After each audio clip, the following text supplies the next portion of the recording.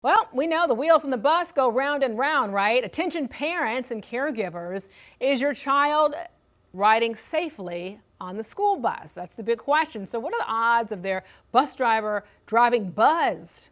A little too much alcohol. Well, the chances of that happening are low, yet high enough for the National Transportation Safety Board to recommend that all new school buses be equipped with alcohol detection systems. The purpose is to be able to disable the bus if they detect that the driver is impaired.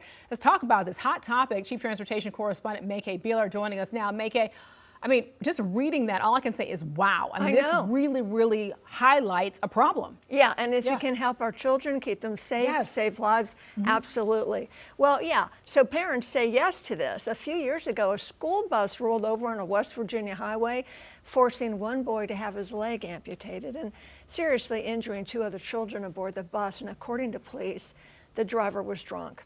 So the NTSB discovered that school bus drivers driving impaired was not an isolated problem.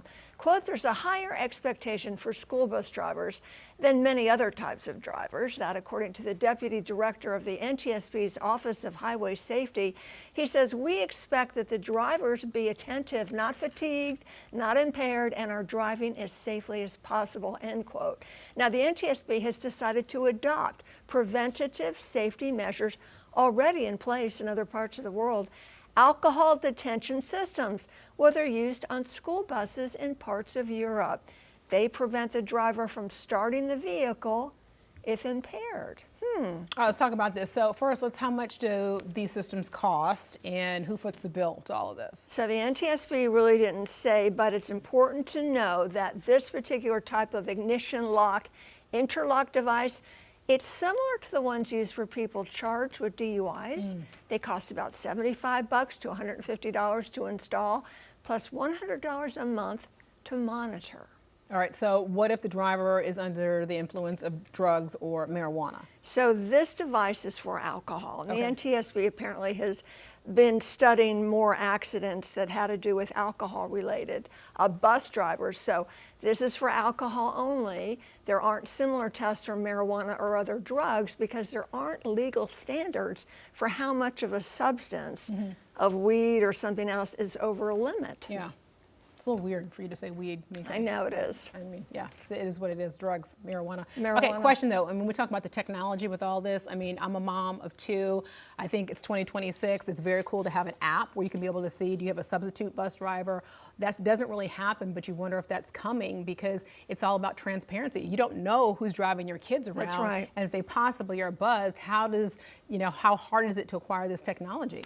So it takes an act of Congress for this to happen on a really wide basis. Now, Congress has adopted a recommendation by the NTSB to put these devices in all new passenger cars. But that's being stalled now in the rule-making process. And alcohol is a huge factor. About 1/3 of about 37,000 traffic deaths a year are attributed to alcohol. And they really don't have the numbers exactly for how many of these drivers have problems, but it's enough alcohol problems for the NTSB to recommend this. How do you feel about it? Well, I just feel like there's a lot with school buses. That's a whole nother story. I feel like one, they should have seat belts is the one thing. But two, I just think that in terms of transparency with the technology that we have, you should be able to have even a camera in to be able for parents to be able to see who's driving your kids around. But when you look at here, do you have any data in terms of how much this is happening or anything to be able to let us know? It was hard to, I researched this for an hour yesterday, and it's hard to find the numbers, but it's enough for the NTSB to be concerned. So that's got my vote, if we can help children.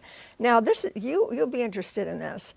Data on school bus safety highlights this is the safest mode of transportation for your kids.